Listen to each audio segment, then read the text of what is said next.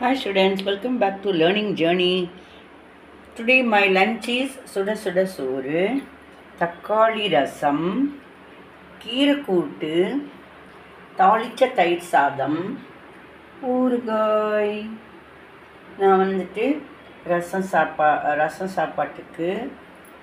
சாப்பாட்டுக்கு தயிர் தொட்டுக்குவேன். ரசம் சூப்பராக இருக்கும். அப்படி தக்காளி ரசம். இதுக்கு கூட்டு தொட்டுப்பேன். நல்லா செண்டு மாதிரி கூட்டு தொட்டுப்பேன். கூட்டில் கூட பிசைஞ்சு ஊறுகாய் தொட்டு சாப்பிடுவேன். கூட்டு போட்டு இந்த சாதம் போட்டு சுட சுட சோறு ஆவி பறக்குது. சாதம் போட்டு கூட்டு சாதம் சாப்பிடுவேன். அதுக்கு தொட்டுக்க வந்துட்டு ஊறுகாய் போட்டுக்குவேன். ஊறுகாய் அப்புறம் வந்துட்டு ரசம் சாதத்துக்கு கூட்டு தொட்டுக்குவேன்.